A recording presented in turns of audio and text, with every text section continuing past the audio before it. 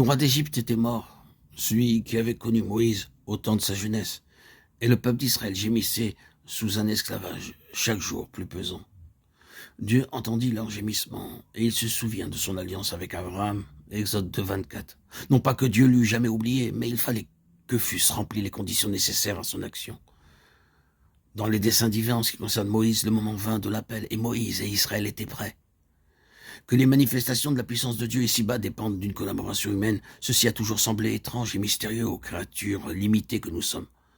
Ceci s'explique cependant par la liberté de la volonté qui est laissée à l'homme. Dieu ne peut nous délivrer de l'esclavage si nous ne désirons pas qu'il accomplisse cette délivrance. Il lui faut donc permettre l'épreuve ou l'affliction ou la détresse pour nous amener à lui demander de faire ce qu'il peut et désire accomplir longtemps avant que nous ne l'en prions.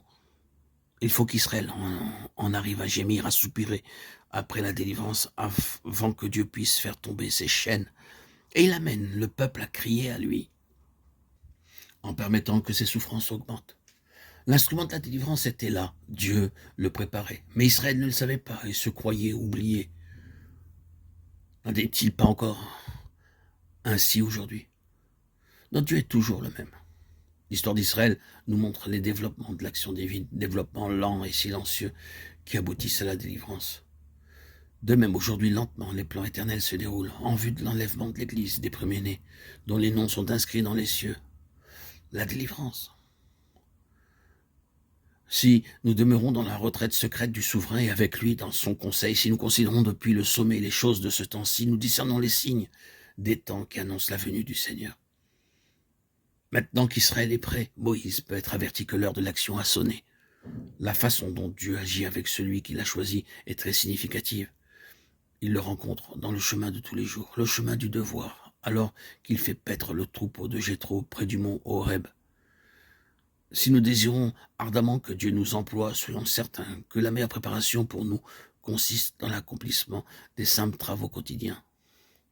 Nous serons alors prêts pour l'appel de Dieu quand lui-même sera prêt à nous employer. C'est par une flamme de feu dans un buisson que l'Éternel attire l'attention de Moïse. Et ce qui est étrange, c'est que le buisson ne se consume pas.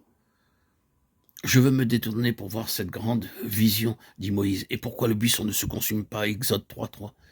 Un buisson en feu qu'aucune main d'homme n'a allumé et qui continue de brûler sans combustible. Image pour Moïse de ce que Dieu pouvait faire avec lui. Image pour les enfants de Dieu dans tous les âges de la grâce de celui qui veut bien venir demeurer en de pauvres vases de terre, aussi insignifiant que le buisson, avant que l'ange de l'Éternel l'eût embrasé. Moïse s'approche et Dieu lui parle. Comme il a parlé à bon nombre d'entre nous, il l'appelle par son nom, car les messages de Dieu sont toujours personnels, directs. Un tiers n'est point nécessaire pour nous les appliquer et pour nous dire « tu es cet homme-là ». Quand Dieu parle, nous oublions nos voisins et nous savons à qui il s'adresse.